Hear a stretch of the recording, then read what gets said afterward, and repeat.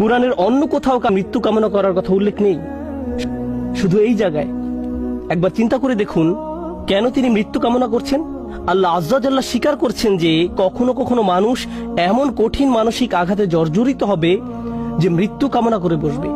এমন পরিস্থিতিতেও মানুষ পড়বে। ঠিক এমনই এক চরম পরিস্থিতিতে তিনি পড়ে গেলেন, আর আল্লাহ এটা স্বীকার করলেন। ইয়া লাইতানি মিত্তু কবলা হাযা, আমি এটা পড়ার পর প্রচন্ড ধাক্কা খেলাম। কিভাবে তিনি এমন কথা বলতে পারলেন?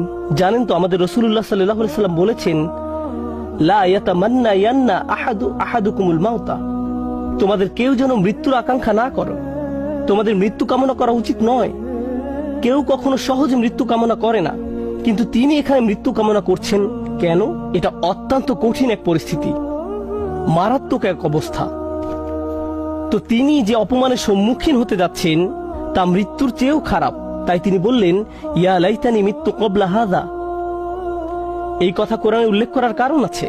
দুনিয়ার এই জীবনে মানুষ অপমানজনক পরিস্থিতিতে পড়বে, থেকে মুক্তির কোনো উপায় চোখে পড়বে না। অনেককে তাদের পরিবারের সম্মুখীন হতে হবে, মিথ্যা অপবাদের সম্মুখীন হবে, অতীতের কোনো ভুলের মোকাবেলা করতে হবে। কে জানে তাদের এমন ধরনের মানসিক আঘাতের মোকাবেলা করতে হবে। তখন তারা মরিয়ম সালামুন আলাইহার উদাহরণে সান্ত্বনা খুঁজে পাবেন। কিন্তু তিনি এখানেই থেমে যাননি। তিনি বললেন, ওয়া কুনতু নাসিয়াম মানসিয়া। নাসিয়ান মানসিয়া খুবই অসাধারণ শব্দ যুগল। তারা বলে ফাল ও ফিইল, এবং এই দুইটি ওজন। তারা নিসিও বলে, এক কিরাতে এটাকে নিসিয়ান, অন্য কিরাতে নাসিয়ান পড়া হয়, জিবহ এর মতো। আরবি ভাষায় দুই ধরনের শব্দ আছে, জিবহ ও মাজবুহ। একইভাবে নাসি এবং মানসি, এই শব্দগুলোর প্রথমটা আসলে ব্যবহৃত হয়, আমি আপনাদের জন্য লিখে এনেছি। ওয়ালা ইউকালু লিল কাবশ যিবহ ইল্লা ইযা উইদ্দা লিযযিবহ। কোন প্রাণীকে, অর্থাৎ কোন ছাগল বা ভেড়াকে আপনি ততক্ষণ পর্যন্ত জিবহ বলবেন না যতক্ষণ না এটি জবাই করার উপযুক্ত হয়। জবাই করা হয়ে গেলে এটাকে বলা হয় জাবিহ, এটাকে বলা হয় মাজবুহ। জবাইয়ের আগে না, আগে বলা হয় জিবহ। তিনি দুইটি শব্দ ব্যবহার করলেন, যদি আমি মরে যেতাম, যদি মানুষের স্মৃতি থেকে বিলুপ্ত হয়ে যেতাম, এভাবে অনুবাদ করা হয়। কিন্তু এখানে যে দুইটি শব্দ আছে সেটা ওনারা ভুলে গেছেন। একটা শব্দ নাসিয়ান, অর্থ আসলে তিনি তো মসজিদ থেকে অনেক দূরে, ঠিক না? তিনি এখন বাড়িতে অবস্থান করছেন না। কেউ যেন কোনোদিন আমাকে মিস না করে, তারা যেন এই প্রশ্নটাই না করে যে মরিয়ম কোথায় গেল। আমি যদি অদৃশ্য হয়ে যেতাম, যদি মানুষের স্মৃতি থেকে বিলুপ্ত হয়ে যেতাম এই মুহূর্তে, কারো যেন কোনোদিন আমার কথা মনেও না হয়। এটা হলো নাসিয়ের অর্থ। চিন্তাও মাথায় না আসে যে এক সময় আমার অস্তিত্ব ছিল। এমন অনেকেই আছে যারা এত কঠিন হতাশা এবং উদ্বেগের ভিতর দিয়ে যায় যে ঘর থেকেই বের হয় না, ফোন রিসিভ করে না, টেক্সট মেসেজের কোনো জবাব দেয় না। তারা এত বেশি মানসিক যন্ত্রণা অনুভব করে যে তাদের ইচ্ছা হয় যদি তারা মানুষের স্মৃতি থেকে বিলুপ্ত হয়ে যেত। কেউ যদি তাদের দরজায় করাঘাত করে, তারা ভাবে যদি তারা আমার কথা ভুলে যেত, হায় যদি আমার কারোর সাথে আর দেখা না হতো। তারা সবকিছু থেকে নিজেকে বিচ্ছিন্ন করে নিজের মাঝেই বসবাস করতে চায়। এর নাম হলো নাসিয়ান। তিনি ইতোমধ্যে আশা করছেন যেন তার মৃত্যু হয়, কেউ যেন তার খোঁজ করতেও না আসে। পরবর্তীতে অনেক বছর পার হয়ে গেলে কেউ যদি না জানে তার কি হয়েছে, মানসিয়ান, ভবিষ্যতেও তার কোনো উল্লেখ কোথাও যেন না থাকে। আমি আশা করছি কেউ যেন এই মুহূর্তে আমার কথা মনে না করে, এবং আমি ভবিষ্যতেও যেন সবার স্মৃতি থেকে সম্পূর্ণ অদৃশ্য হয়ে যাই। আমি এই মহান নারীর পরীক্ষার উপর গুরুত্ব আরোপ করতে চেয়েছি, কারণ ইনি এমন একজন নারী যার দোয়া সাথে সাথেই কবুল হয়ে যেত। তাকে এমনকি খাদ্যও চাইতে হয়নি, তার জন্য ফল ফলাদি এসে উপস্থিত হতো। আর আল্লাহ তাকে এমন পরিস্থিতিতে ফেললেন, আল্লাহ তাকে এমন পরীক্ষায় ফেললেন, এই জন্য না যে আল্লাহ তাকে ঘৃণা করেন, এই জন্য না যে আল্লাহ তার কথা ভুলে গেছেন, এই জন্য না যে আল্লাহ তাকে অপমানিত করতে চান। শেষে দেখা যায় যে এই সমস্ত কিছুর মাধ্যমে আল্লাহ আসলে তাকে সম্মানিত করলেন। আল্লাহ তাকে সম্মানিত করতে চান। কোন অপমানের ভয় তিনি করছিলেন? তার অপমানের ভয় ছিল মানুষ বলবে তুমি বিয়ে ছাড়াই এই সন্তানের মা হয়েছ, তোমার এটা হারাম ছেলে। মানুষ এটাই বলবে। আর জানেন তো বাচ্চার নাম কি ছিল? তার নাম ছিল ঈসা। কোরআনে কোন নবীর নামের সাথে তার পিতা বা মাতার নাম উল্লেখ করা হয়নি। শুধু ঈসা আলাইহিস সালাম, ঈসা ইবনে মারইয়াম বারবার উল্লেখ করা হয়েছে। ঈসা মরিয়মের ছেলে, ঈসা মরিয়মের ছেলে।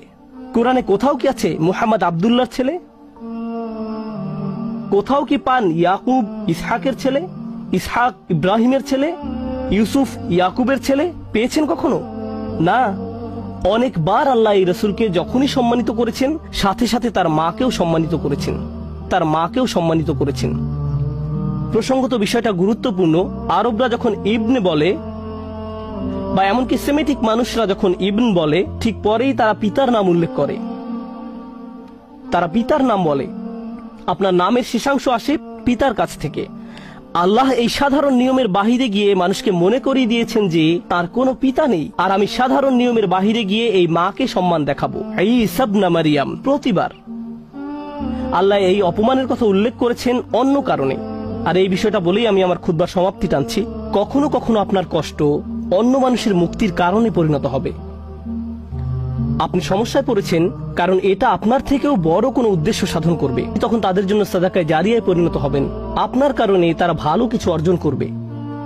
মারিয়াম সালামুন আলাইহার এই কষ্ট থেকে প্রতিবার যখন কোনো নারী অপমানিত হয়, প্রতিবার যখন কোনো নারী অপবাদের শিকার হবে, প্রতিবার যখন কোনো নারী কামনা করবে যদি সে মরে যেত পরিস্থিতির মুখোমুখি হওয়ার চেয়ে, তখন সে মরিয়ম সালামুন আলাইহার কষ্টের মাঝে নিজের সান্ত্বনা খুঁজে পাবেন। আর যখনই কোনো নারী সান্ত্বনা খুঁজে পাবে, মরিয়ম সালামুন আলাইহার মর্যাদা এতে আবারও বেড়ে যাবে। সুবহানাল্লাহ।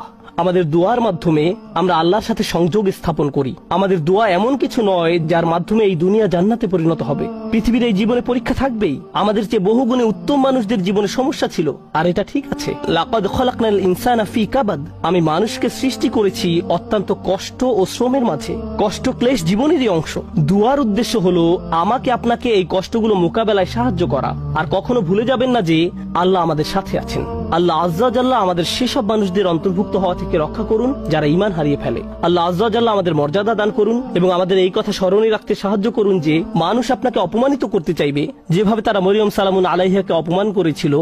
লোকে আপনার সম্পর্কে কি মনে করে আর আল্লাহ আপনার সম্পর্কে কি মনে করেন, এর মাঝে বিশাল পার্থক্য আছে। কারণ আপনি যদি লোকের কথা মানেন তাহলে মরিয়ম ছিলেন সমাজের সবচেয়ে অপমানিত, আর যদি আল্লাহর কথা মানেন তাহলে তিনি ছিলেন মানব ইতিহাসের সবচেয়ে মর্যাদাবান নারীদের একজন।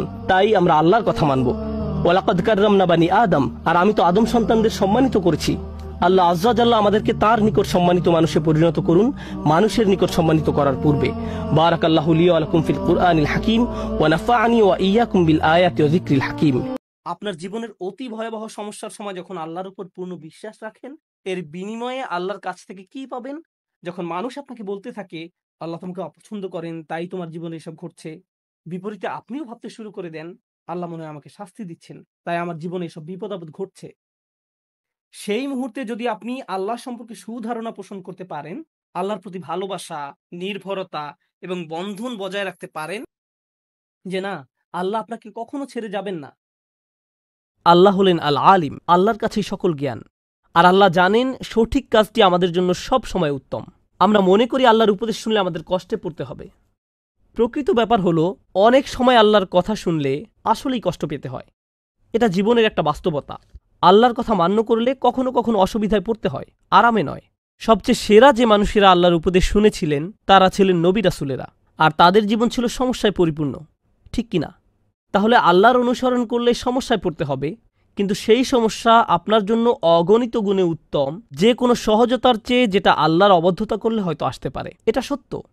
সত্য হলো যদি আপনি তার কথা না শুনেন এবং সহজ কোনো উপায় নিজের জন্য খুঁজে নেন, তখন আপনার হয়তো মনে হতে পারে আপনি ভালো আছেন, নিরাপদে আছেন, এটা আপনার জন্য উত্তম।